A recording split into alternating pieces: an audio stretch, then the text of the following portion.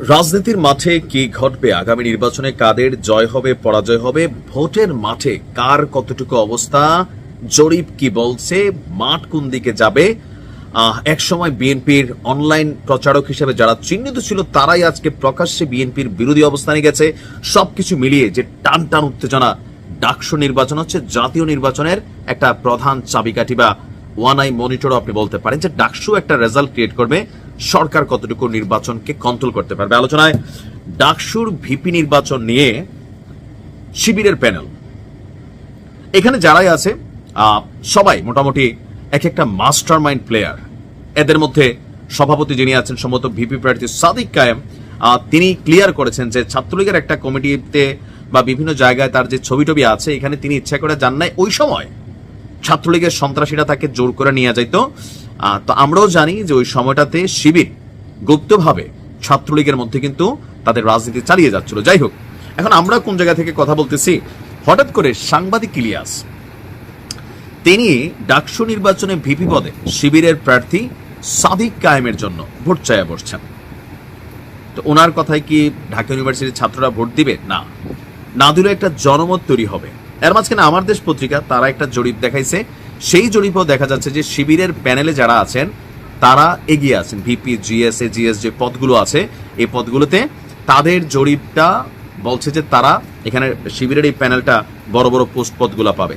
তো সেই হাওয়ার মধ্যেই আবার হাওয়া ঢুলছে আমার দেশ পত্রিকাকার মাহমুদুর রহমান ভাইয়ের। আবার এদিক দিয়ে ভোট চাইছে কে? সাংবাদিক ইলিয়াস। পিনাকি দাও চাইবে বনিয়ামিন, সে আবার খাবার টাবার খাওয়াবে।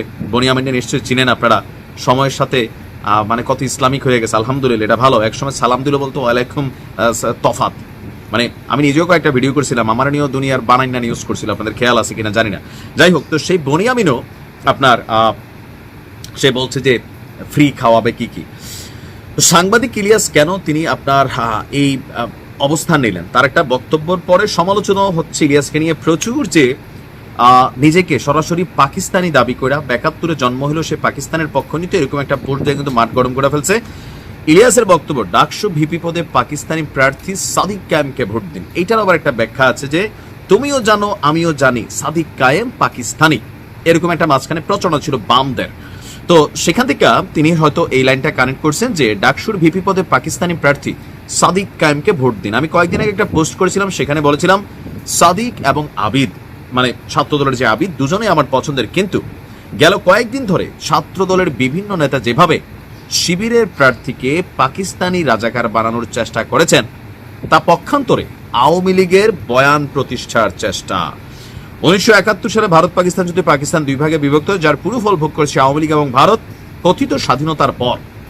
সাংবাদিক ইলিয়াসের এই বক্তব্যগুলোর জন্য তিনি আজ হোক কাল হোক, আগে তো খাইয়ে আছেন, ভবিষ্যতে হয়তো খাবেন, রাষ্ট্রদ্রোহী মামলা হওয়ার মতন কিন্তু তার এই স্ট্যাটাসটা, যে তিনি বলছেন যে কথিত স্বাধীনতার পর পাকিস্তানি ট্যাগ দিয়ে ভারত প্রতিপক্ষকে ঘায়েল করে বারবার আওয়ামী লীগকে ক্ষমতায় বসিয়েছে, বিনিময়ে বাংলাদেশকে তারা লুটেপুটে খেয়েছে। বাংলাদেশের কোনো মানুষ চায় না এদেশে আবার পাকিস্তানের সঙ্গে এক হোক, সবাই বাংলাদেশি। এখন এদেশে পাকিস্তানি ট্যাবলেট বিক্রি করা যাবে না।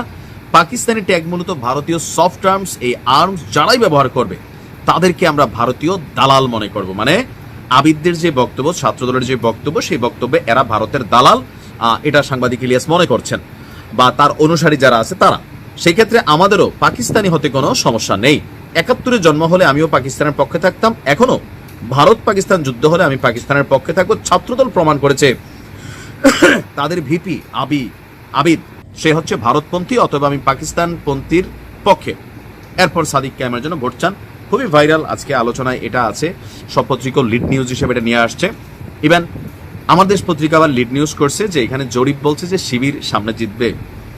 এখন আমাদের যেটা বক্তব্য, আমরা ৫ই আগস্ট পরবর্তী যেই রাজনীতি দেখতে চাইছি, এটা কিন্তু আসলে এখানে নাই।